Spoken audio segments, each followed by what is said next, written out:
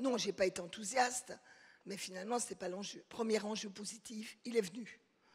Deuxième enjeu positif, je crois que notre mouvement s'affirme, et comme l'a dit Valérie, à la fois par ce qu'on fait, et par ce qu'on propose, et par ce qu'on dit. Mais en revanche, moi, je pense que ce qui est important, ce n'est pas seulement les paroles, mais la manière dont ces paroles débouchent sur des actes, voire sur des changements de cap. Alors, moi, oui, je trouve ça très important qu'on dise que le logement social concourt à l'intérêt général.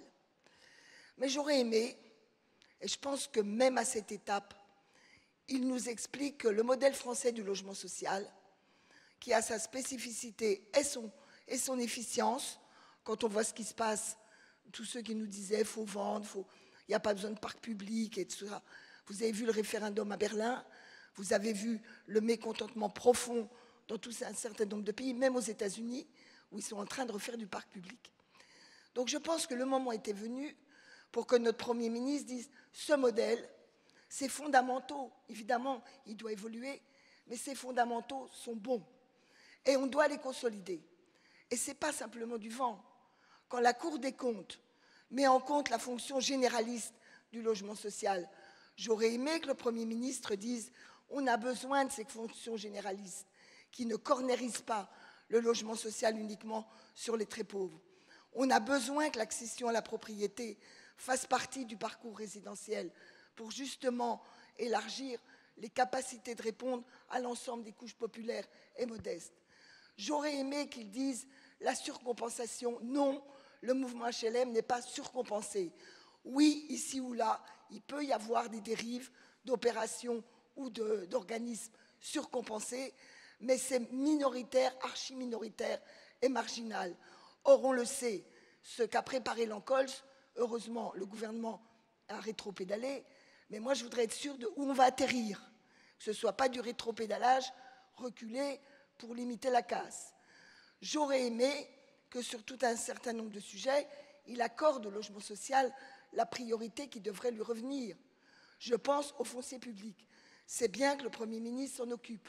Très bien, c'est mieux parce qu'il a quand même l'autorité de Premier ministre.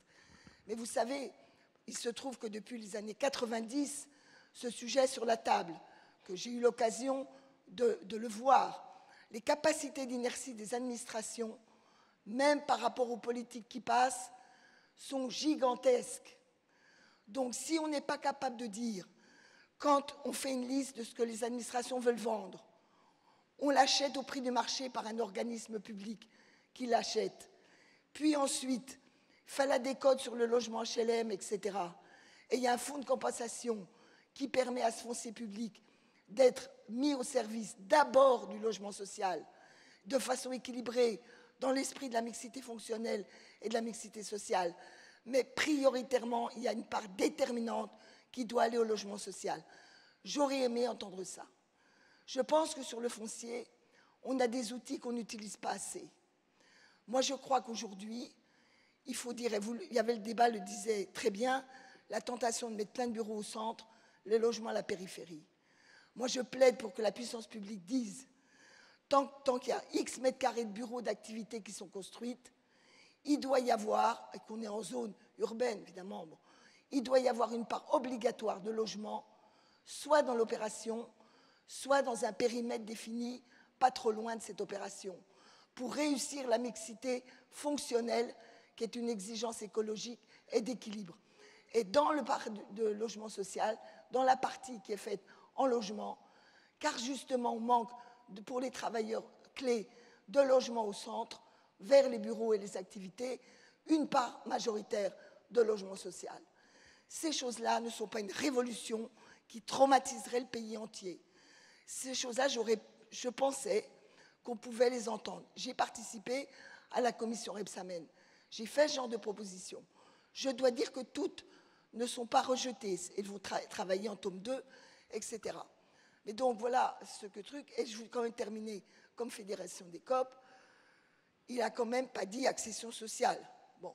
Or, si le taux d'accession dans le pays a augmenté, il y a une chute vertigineuse de l'accession sociale. Ça veut dire que les couches populaires qui jusqu'à présent, je ne parle pas des hyper pauvres, chacun a bien compris, mais qui voyaient dans la promotion sociale une des façons d'incarner la République. Ce n'est pas seulement l'égalité théorique, c'est aussi permettre la promotion sociale. Ces couches-là ne se sentent pas entendues. Et Jean-Luc l'a dit, les besoins de logement, c'est sur tout le territoire. Ce ciblage uniquement sur les zones tendues, qui est légitime, mais ce n'est pas uniquement. Quand vous voyez l'état d'insalubrité dans certains territoires ruraux, la difficulté de revitaliser l'aménagement du territoire, les gens qui pensent qu'en étant accédants, ils ne paieraient pas plus qu'en étant locataires, les problèmes de passoires thermiques. Il faut produire du logement social partout, en accession et en locatif. Et j'ai senti quand même le poids de cette vieille théorie que je connais par cœur à Bercy. Il faut cibler l'hypersocial et l'hypermétropolitain. Et bien, si on veut la cohésion républicaine, il faut que tous les Français, quel que soit le lieu où ils habitent, aient le sentiment qu'une partie de la nation s'intéresse à leur droit au logement. Marcel Rogemont, vous avez le droit d'applaudir, hein, évidemment. Ouais. J'ai oublié juste un truc, je m'excuse. C'est quand même, on fait comme si toutes les ponctions qu'on nous a faites... Parlez bien dans le micro. On fait comme si toutes les ponctions qu'on nous a faites, la baisse de l'APL, c'était déjà derrière nous. Moi, je prétends que ce combat est toujours devant nous. Et je pense que Marcel, tu ne vas pas lâcher ça.